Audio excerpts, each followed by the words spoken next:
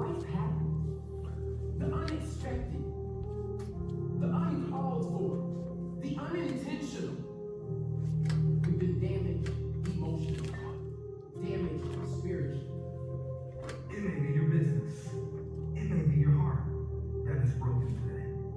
It may be the number in your bank account that is screaming, you are broke. You can break physically, you can break mentally, you can break your spirit. The second we put ourselves amongst the uncommon people, we don't like that feeling. That challenge of feeling of that first break of 31 saying, this is shit, I'm going for a run. We got that first one that, hey, I don't think this is it, man. Maybe I'll do something right. We don't want that motherfucker that says, hey, no problem, no. Sit on, man. Stop being a punk.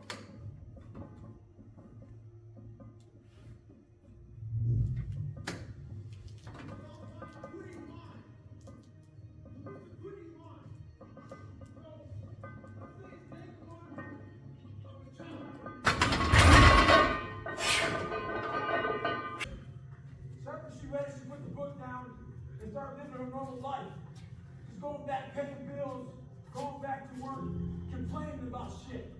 A few days later, she had time to think about the book, and it scared her. She thought, well, maybe this guy isn't crazy. And that's what scared her the most. Maybe he's here trying to show us real potential, what we're all capable of doing. A lot of people like to put titles on other people who do extraordinary things. It makes them feel better about themselves. You can get out your free card. I'm not crazy. I'm just not like you. It's sports. It's a thing out there called load management. A lot of us like to load manage our lives. When you do that, you can find yourself right in normal. Get off that. Stay hard. With success in life comes more haters. Don't make it hurt your feelings. Use it for fuel. Use it for energy. In times of need, put them on mental Rolodex in your mind. And when you don't want to do shit, roll through your brain. Pull up that person who said you couldn't do something. Work fast enough, good enough, smart enough. Use it for energy. Instead of killing with kindness, torture with success. In life, you have to continue pushing past the odds.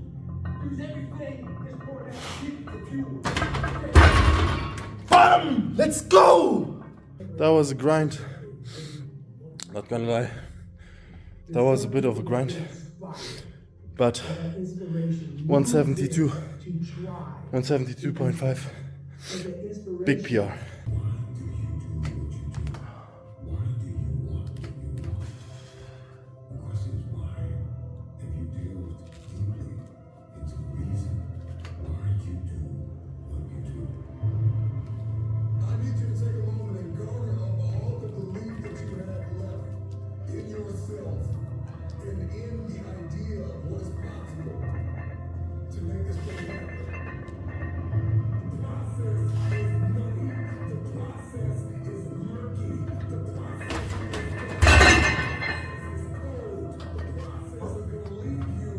That was not so good. No, it was just not good. Shit. God damn.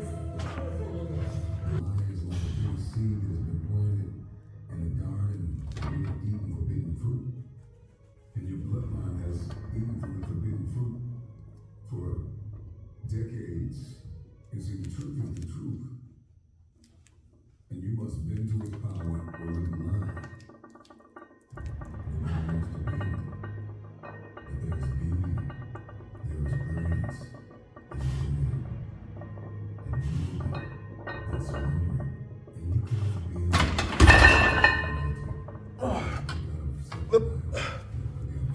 That was easier, but it was only easier because I took off 5 kilos on each side, so 10 kilos in total. This is only 145, only.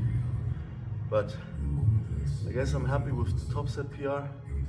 And honestly, since I'm not having to bench raw bench in competition, it will be also fine. to leave it at that and to do the back of work rather light. Also my program I anyways have a top double, and then what I like to do for bench especially is program some fatigue drops. So basically if the thing happened that happened on the last set and the first back off is way too heavy with the 155, I can drop down to weight that is more comfortable, allows me to at least get some walling and get the overall work in for the day, regardless of the weights I'm actually able to move after the fatiguing top set. What is going on, guys? Welcome back to a new YouTube video. I thought this video would be pretty cool, not doing the voiceover for the first session or for the first part of benching, since I was very much training alone in the entire gym on that day.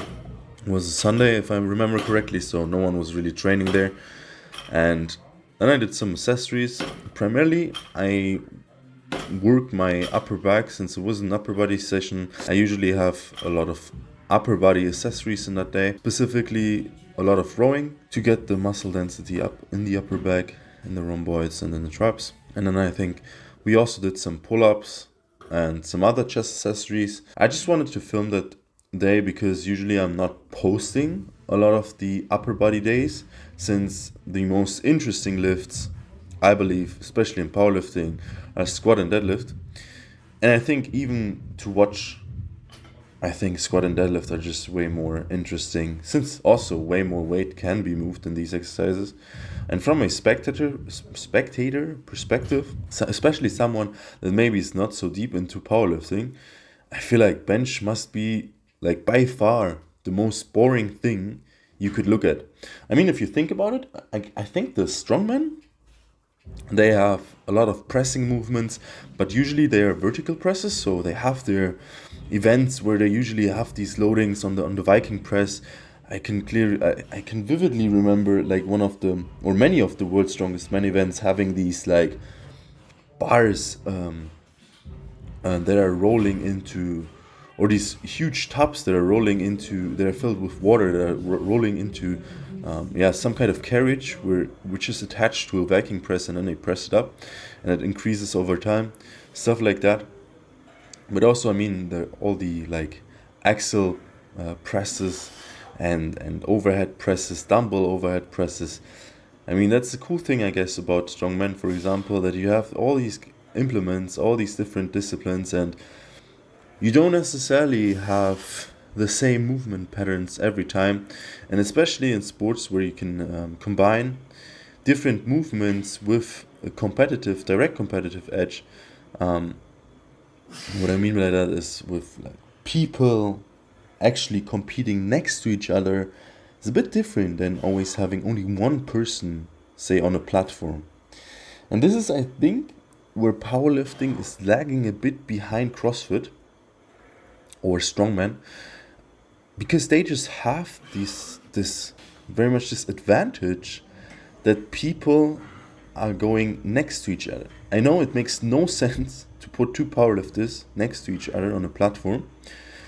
100% don't think this would be also a good idea, but you get the point, right? Where it's more about, for example, rep work, having someone be alone, so to say, on the platform is not as cool as having then multiple competitors on the platform.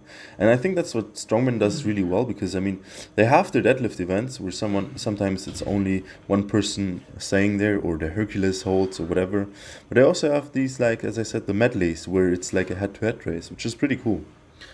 So overall, I think powerlifting definitely very interesting, especially for normal gym goers, and it's definitely getting more mainstream. I'm just saying that from a spectator's point of view, maybe not that interesting. That's it. That's my little rant for today. Honestly, nothing much more to say. So appreciate you guys watching. Wish you all the love, all the power. Have a good one.